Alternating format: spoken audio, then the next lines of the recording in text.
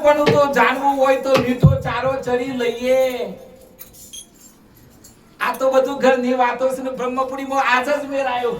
પેલો 2 વખત આવ્યો પણ આજે જોરદાર આવ્યો છે. હા કે આજે તો કંકોત્રીમાં નોમ શકે. આ ઘર જેવી જ વાતો કરવી છે. હા ઘર જેવી જ. આપણો સોયથી બહારથી માલ લાવવો જ નથી. આપણી કંપનીમાં ફૂલ સસાય. આ તો તમે એમ કીધું કે મીઠો ચારો ચરી લઈએ, આપણે હરિભજનમાં રહીએ. આ નથી ભજન કરતા ને કે તો દરરોજ ન ખાશે. આ તો તમને લાગે હું તો બધા ફરું કે મલકવો, હું તો બધા જોઉં. આ જેને ભજન નથી કરતા ની અને દરરોજ ન ખાવો. ભજન વાળો ન ખાત નહીં, ઘરવાળો ગેર હુર્યો તું શું થાય કે ભજન ભાઈ એ તારું એ હુર્યું તું એ જા.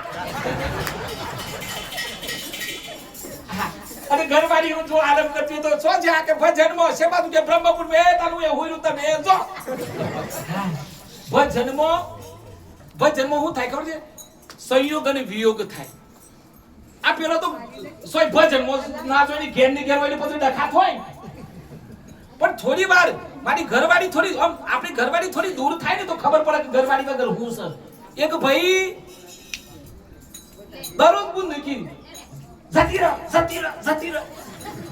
એટલું પછી પેલી બુંદ કે મારો હારો દરરોજ બની કે જતે હું જતી રહેવા દે તારી ભાઈ દેખડી આ તો હું તો જો કતે બેસા દન જાતે ભાઈ ઢોરણા કોઈના ઉભરાઈ ગયા ને રહોરો ઉભરાઈ ગયો ને ઓગણાના એ બધું ઉભરાઈ ગયું.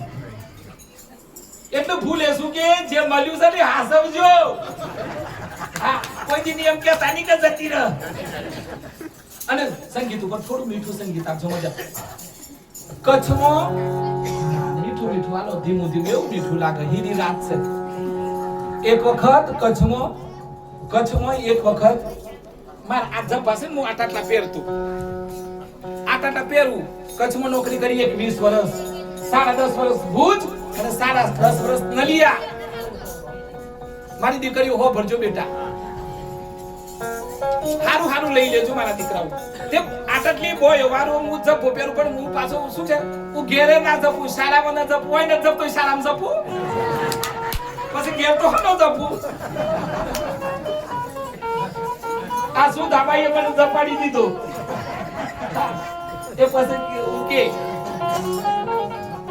જે પણ હું આ બોય મારી 2 જબ્બા નવા લીધા. કચ્છમાં કપડો હારો મળે સાહેબ. કચ્છમાં જબ્બા હારા મળે, શાલો હારી મળે. કચ્છ નહીં દેખાતો કુછ નહીં દેખા. કચ્છ જજો બેટા. હું કચ્છમાં રહીને આવ્યો છું. કચ્છ તો કચ્છ છે. એ બેટા તો મારા એક સંત થઈ ગયા મેકરણ. તે સંત મહાશાપુરા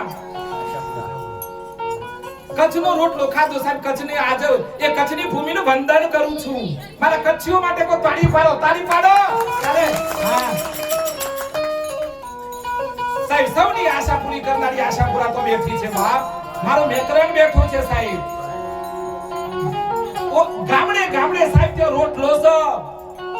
પણ મારે વાત કરવી છે ભૂકંપની 2026 જાન્યુઆરી ભૂકંપ આવ્યો 2002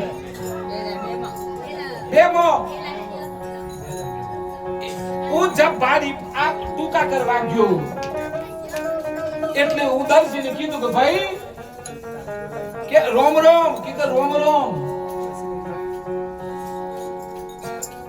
મારી શાંતાગીરી બા મને એમ કહેતો કે વડીલો જોડે બેહજો.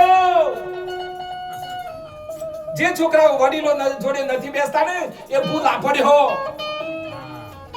માતા પિતા જોડે બેસજો બેટા. વડીલો જોડે બેસજો. મોબાઈલ તો મોબાઈલ નું મહત્વ આલજો બેટા. હું નાનો કે તો મોબાઈલ વાપરજો દીકરા.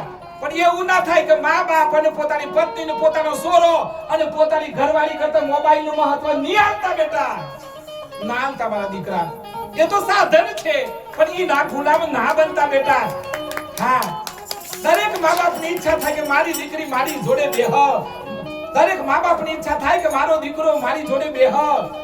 દરેક પત્નીને એમ થાય કે આખો દિવસ એમના વગર હતી ધંધા આવી અને પોતાની પત્ની જોડે બેસજો. અને પેલો આખો દાડ બાપડો કરતો આમ નોકરી કરીને આયા હોય, થાકીને આવ્યો હોય તો આઈને ઠંડો પાણીનો ગ્લાસ આપજો, એનું હો ભરજો. આ તો એમ તમાર કોઈ ઓમ કહેતા શરૂ થઈ ગયું. સંસ્કારી નારી હોય ને, સંસ્કારી નારી એ તો પતિને પેલો ઠંડો કરે કે ભાઈ ખાઈ લો, ચા પાણી કરી લો, પછી દેવી દેવી વાત કરે. ગણો તો ઓમ કરી કોળીઓ ખાવા હોય ને એ વખતે જ ઠપકારે. એટલે પેલો બાપડો ખાવાનું બે જણ પણ ભૂલી જાય. આવું ના કરતો. સંસ્કારી બનવું અઘરું છે, ખરાબ બધું હાવ હેલું છે. હવે પેલી વાત કરું બોયો વાળી. મેં પેલા દરજી જોડે ગયો અને દરજી જોડે જઈને કીધું કે બાપ તારા ઘરમાં કોણ કોણ છે? એટલે મને કીધું કે મેં કીધું ઘરમાં કોણ કોણ છે? કે બે છોકરો છે. મેં કીધું હું સર દીકરીઓ છે કે દીકરો દીકરી છે? કે એક દીકરો ને એક દીકરી. બસ મેં કીધું તમાર ભાભી નથી? એ વખતે એમને એમ કીધું કે ભૂકંપમાં સફાઈ કરતી હતી મારી ઘરવાળી અને પગથિયાને આવી જી અને સાહેબ એ જતી રહી મને મેલીન જતી રહી. પછી એની આંખો ભીની થઈ ગઈ આંખો. અને પછી મેં કીધું કે બાપજી સ્ત્રી વગરનું ઘર કેવું? એ વખતે એમ કીધું કે ગોડી કે ગેલી સાહેબ ઘરમાં પત્ની જોઈએ સાહેબ. આજે ઘર મને સ્મશાન જેવું લાગે છે સાહેબ. એટલે નારી શક્તિ છે. હું આજે મારા અમરનાથ અને જમનાનાથ બંને જો બેઠા હતા, હું આવીને એક દીકરા તરીકે એમના ચરણોમાં નમી પડ્યો સાહેબ. કારણ કે આ શક્તિનો અવતાર છે સાહેબ, શક્તિનો અવતાર છે.